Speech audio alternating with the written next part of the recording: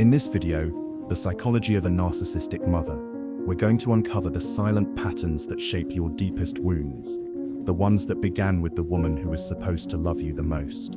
If you've ever questioned your reality, doubted your worth, or carried guilt for simply existing, this message is for you. You're not broken. You were programmed to survive someone else's story. But now, it's time to write your own. This isn't about blame. It's about reclaiming. The healing starts the moment you stop whispering your truth and begin to speak it out loud. To understand the true damage of a narcissistic mother, you must first understand the difference between control and connection. While a healthy mother seeks to bond with her child through presence, trust, and emotional attunement, the narcissistic mother builds her world around dominance, not closeness. Her version of love is based not on nurturing but on managing. She doesn't ask, "Who is this child becoming?" She asks, "How can this child reflect back what I need to see?"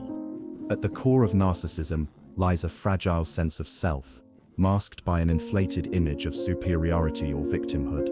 A narcissistic mother unconsciously projects that fragile self onto her children. They are not individuals to raise and support, they are extensions of her. In her eyes, they exist to fulfill her needs, mirror her goodness, validate her power, or make up for the emptiness she refuses to face. This is why the narcissistic mother doesn't parent with connection. True connection requires empathy. It requires being able to see the child as a separate emotional being, with their own needs, perspectives, and feelings.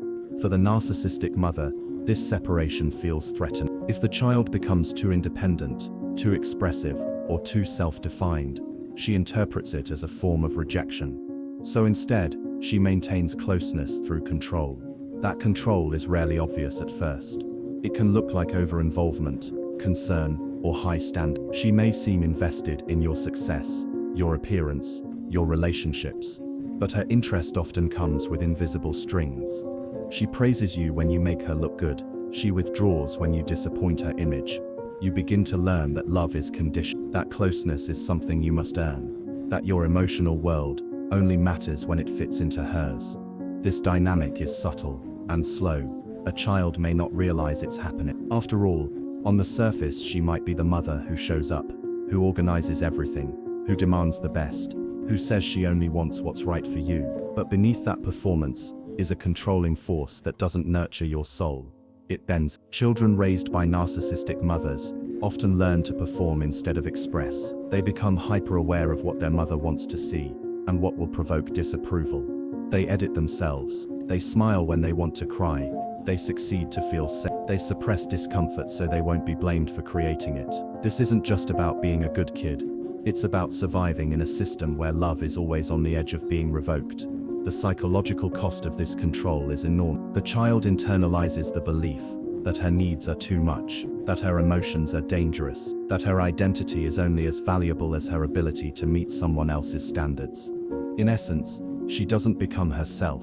She becomes what her mother needs her to be. Control becomes the organizing principle of the household. What you wear, who you date, how you speak, what you believe, it all gets filtered through the lens of what will keep her comfortable, proud, or in charge. And if you step outside those lines, the punishment may not be overt, but it will be felt: coldness, withdrawal, shame, passive aggression. Her approval becomes a currency, and you learn to hustle for it. This strategy of control over connection isn't just damaging in childhood, it echoes into adulthood. Many daughters of narcissistic mothers enter the world unsure of who they are without someone to please. They struggle in relationships because they were never taught what healthy emotional intimacy looks like. Some become overachievers, terrified of failure.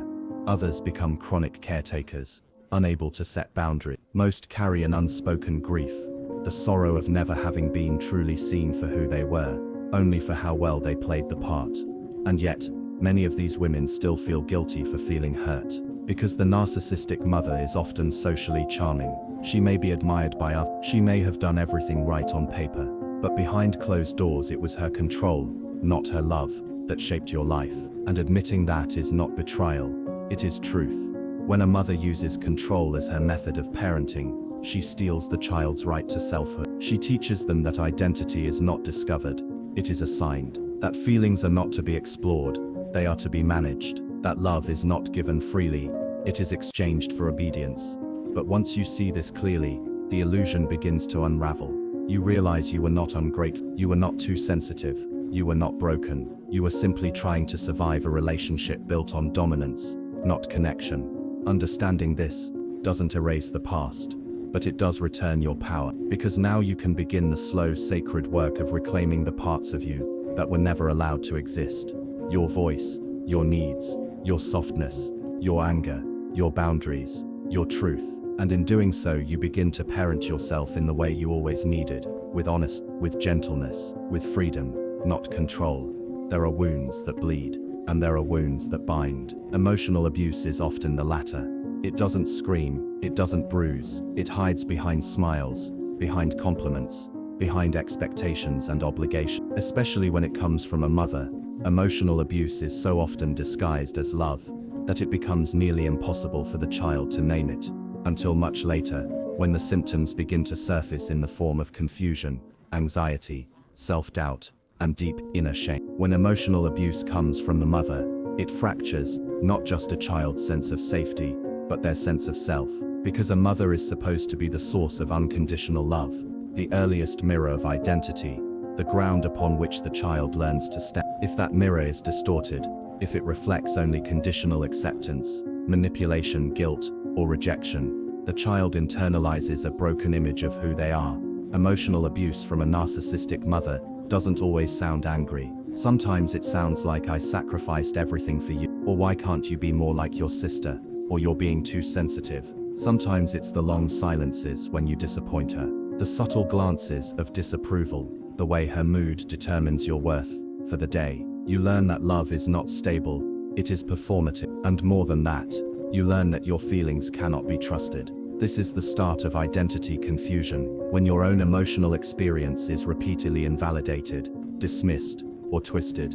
You begin to distrust yourself. If you cry, you're dramatic. If you're angry, you're disrespectful. If you succeed, you're making her feel inferior. If you fail, you're a disappointment. Over time, this inconsistency doesn't just create confusion, it creates fragmentation. You no longer know who you are without her feedback. Children are wired to believe their parent. If your mother repeatedly made you feel like your feelings were wrong, then eventually, you assume the problem must be you. That's what emotional abuse does. It turns your own intuition against you. It teaches you to gaslight yourself. You begin to edit your thoughts, diminish your needs, and suppress your emotions, not because you want to, but because it becomes safer than the alternative. The long-term effects of this abuse are profound. Adults raised by narcissistic mothers often live with what feels like an invisible fog, a sense that something's not quite right, but they can't put their finger on it.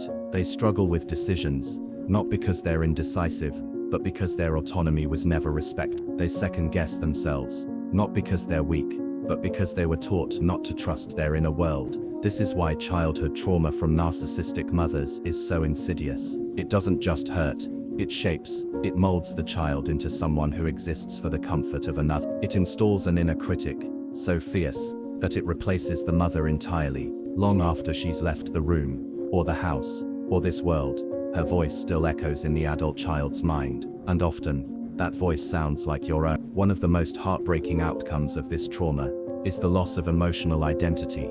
You may not know what you feel, unless someone else reflects it back to you. You may struggle to name your desires, your boundaries, your limits, because for so long they were either ignored or punished. You may find yourself in relationships where you play the same role, overgiving, undervalued, silently pleading to be chosen, to be seen. You were trained for this role because emotional abuse teaches you that love must be earned and that your very presence must be justified. It rewires your nervous system to anticipate criticism, to monitor others' moods, to be hypervigilant in the face of disconnection. This is not because you are broken, it's because you adapted to survive. Healing begins the moment you name this for what it is. Not difficult child, not a complicated mom, but emotional abuse. Not to shame, but to understand. Because until you recognize the root, the symptoms will continue to manifest in your daily life as perfectionism, people-pleasing, anxiety, or numbing. One of the most important steps in healing this trauma is learning to rebuild the internal voice that was stolen from you. To begin asking yourself, what do I feel? What do I need? What is true for me, even if no one else agrees? It sounds simple, but after years, sometimes decades of emotional invalidation. These questions feel radical. Reconnecting with your inner emotional world is not just about therapy or journaling. It's about reclaiming trust. It's about allowing yourself to believe your memories, your impressions, your pain. It's about honoring the child who was confused not because she was fragile, but because she was never told the truth. Emotional abuse from a narcissistic mother is not a foot. It is not something to brush aside with. She did the best she could. Maybe she did, but her best still hurt you. And the body remembers. The nervous system remembers. The child inside remembers. The good news is, you are not frozen in that memory. You are not trapped in that identity. You are allowed to question what you were taught. You are allowed to feel what was once forbidden. You are allowed to become someone who no longer confuses control with love, and no longer accepts emotional confusion as normal. Because clarity is not just possible, it's your birthright. There is a certain kind of exhaustion that doesn't come from doing too much, but from constantly trying to be enough, not in your own eyes, but in hers. The daughter of a narcissistic mother often grows up walking the invisible tightrope of perfection, always one step from disapproval, always one mistake away from being called selfish, dramatic, or ungrateful. This burden of perfectionism doesn't arrive by accident. It is inherited, not genetically, but psychologically, because in a narcissistic household, the child is not nurtured for who she is. She is shaped into who the mother needs her to be, and that shaping often comes through performance, image, and silent expectations. To the outside world, she might have looked like the golden child, high-achieving, well-mannered, responsible, but on the inside, she was managing a constant tension. How do I stay in her good graces? How do I keep her from withdrawing love, from shaming me, from making me feel like the problem? The answer, for many daughters, becomes simple. Be perfect. Be the daughter who doesn't complain. Be the one who shines. Be the one who doesn't cry too much, need too much, or question too much. Success becomes not a celebration, but a survival strategy. The straight A's, the sports trophies, the clean room, the polite smile, each one a defense against abandonment, a strategy for approval. But this kind of perfectionism has a price. It teaches the daughter that her worth is conditional, that love is something to earn, not receive, that if she ever stops performing, she'll be punished, not necessarily with violence, but with coldness, shame, or guilt. And guilt is the second inheritance. The daughter learns early that her mother's emotions are fragile, and somehow, always her responsibility. If the mother is upset, it's the daughter's fault. If the mother is tired, it's because the daughter asked for too much. If the mother is disappointed, it's because the daughter failed her. The roles are reversed. The child is parentified, made to manage her caregiver's emotional world, while ignoring her own. This kind of guilt is not the healthy kind that arises from wrongdoing. It's not about remorse. It's about identity. The daughter feels guilty for existing, for having needs, for taking up space. She internalizes the belief that if she's not making someone else comfortable, she's doing something wrong. So she becomes hyper-attuned to others. She becomes the fixer, the helper, the one who anticipates needs before they're spoken. And in the process, she loses herself. The daughter of a narcissistic mother often grows up with an internal dialogue that sounds like, don't upset her, don't make her feel small, don't outshine her, don't show your pain, it will be used against you. And later in life, that voice doesn't go away, it just changes form. Now it sounds like, I'm not doing enough, I should be better by now. If they're upset, it must be my fault. I can't rest until everything is perfect. That's the shadow of perfectionism and guilt, always whispering that love is fragile and worth is earned through sacrifice. Even in adulthood, these daughters often find themselves in relationships where they continue to perform. They become caretakers, overachievers, emotional managers. They apologize too often, even when they've done nothing wrong. They feel anxious when things are calm, because calm was never safe. It was the silence before the storm. And even as they begin to recognize the pattern, they feel guilty for seeing the truth. Because no matter how painful the relationship was, it's still the mother, and society tells us to revere her, to be grateful, to forgive without question. But what happens when the one who shaped you also shattered your sense of self? That question keeps many daughters stuck, not because they're weak, but because they were trained to prioritize the mother's comfort over their own reality. They were taught to protect her image, even at the cost of their own healing. But perfectionism and guilt are not signs of love. They are signs of emotional survival. They are strategies the child developed to stay close to someone who is emotionally unavailable or unpredictable, and the moment we name them for what they are, we begin to loosen their grip. Healing does not mean becoming perfect at boundaries or flawless in self-worth. It means learning, over time, that you are allowed to exist as you are, not as you were trained to be, that your value is not tied to performance, that your presence does not require an apology. It means understanding that guilt is not always evidence of wrongdoing. It's often just the echo of old conditioning, and that the pressure to be perfect was never yours to carry. The daughter of a narcissistic mother often becomes a woman who never feels like she's doing it, but that doesn't mean she's inadequate. It means she's carrying a story that was never hers to begin with, and the work of healing is not to rewrite that story but to put it down entirely and begin living in her own voice, one that says, I am enough. Even when I rest, even when I speak up, even when I disappoint someone who wanted me small, because true freedom begins where the performance ends. Healing from a narcissistic mother is not a journey that begins with her. It begins with you, not with her apology, not with her acknowledgement, not with a change of heart, but with the moment you allow yourself to name what happened. That is the turning point. That is when healing becomes possible. For many adult children of narcissistic mothers, the most persistent hope is that one day she'll see it. One day, she'll wake up and say, I realize how I hurt you. I didn't show up in the way you needed. I made it about me. And because that hope lingers, many people remain emotionally tethered, waiting sometimes for years, for a kind of redemption that never comes. But the truth is, most narcissistic mothers will never admit fault. To do so would threaten the very identity they've been. It would mean looking in the mirror without distortion, and for someone with narcissistic patterns, that's terrifying. So instead, they minimize, they deny, they flip the blame, they tell you it wasn't that bad, or worse, they make you the villain for naming the pain. This is why the child must begin without her. This is why healing starts not with reconciliation, but with recognition. Naming the wound is not about bitterness, it's about clarity. It's about telling the truth your body has always known, even when your mind was still protecting. It's about saying,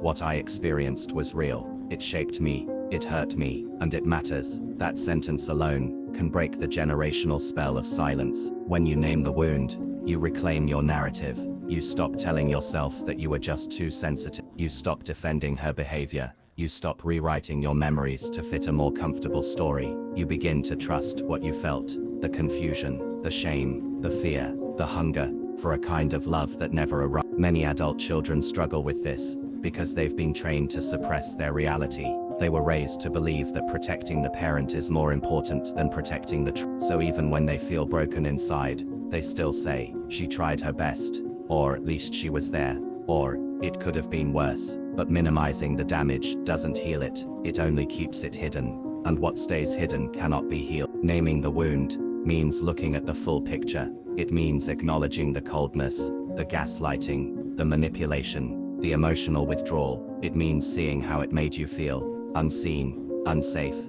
and responsible for someone else's emotional life. It means realizing that the love you were given came with strings, conditions, and costs. It also means grieving what never was, because that's one of the most painful parts. Grieving the mother you didn't have, the one who would have held you when you cried, instead of rolling her eye, the one who would have said, I'm proud of you, without comparing you to someone else, the one who would have seen you, not as a project or an extension, but as a whole human being. And this grief, once felt, becomes sacred, because through it, you meet the child who bent herself in impossible shapes to stay close, the child who tried harder and harder to win love that was always just out of reach. When you meet that child with compassion, something shifts. You stop blaming her, you start holding her, you become the parent you never had. And from there, the real work begins. Healing from narcissistic abuse isn't about cutting someone off and moving on. It's a process of unlearning,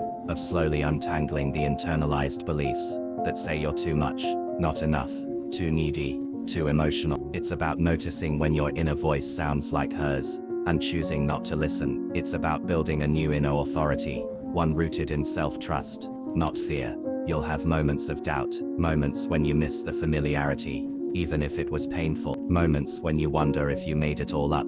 That's normal. Trauma often leaves behind a fog, but with every step toward truth, the fog lifts, and clarity replaces confusion. You begin to set boundaries, not because you want revenge, but because you value peace. You begin to speak your truth, not to convince her, but to free yourself. You stop over-explaining, over-functioning, and over-apologizing. You stop living for her reaction. You begin living for your own alignment. And in doing so, you break the cycle. You stop passing the wound forward. You stop shaping your identity around someone else's lack. You begin to write a new story, one where your voice matters, your feelings are valid, and your needs are not negotiable. One where love is not earned through self-abandonment, but shared through presence and mutual respect. All of this starts not with her transformation, but with your truth, your courage to look at what happened and say, it was real, it was painful, and it stops with me. Because you are not the wound, you are the one who lived through it. And now you are the one who chooses to heal. The journey of understanding a narcissistic mother is not an easy one. It requires more than analysis. It requires courage, because to look clearly at the person who shaped your earliest understanding of love, identity and safety, is to confront the foundation itself. And yet, clarity is the beginning of liberation. You begin to see that what you called love was often control, that what you thought was your fault was a reflection of her wound, that the perfection you chased was never about joy but survival, and the guilt that clings to you like fog, that wasn't born from your truth. It was planted by a system that demanded silence. But healing is not waiting for her to change. It's choosing, day by day, to believe yourself, to name what happened, to grieve what did, to reclaim the pieces of you that were buried under shame, confusion, and performance. And when you do, when you stop whispering and start honoring your truth, you become something she never taught you to be, whole. You become a woman who can set boundaries without apology, a man who can trust his voice, a soul who no longer needs to be perfect to feel worthy. You do not owe silence to anyone who taught you to doubt your value. Your healing is not betrayal, it is birth. And this brave return to yourself is the legacy you now get to live, not her story, yours.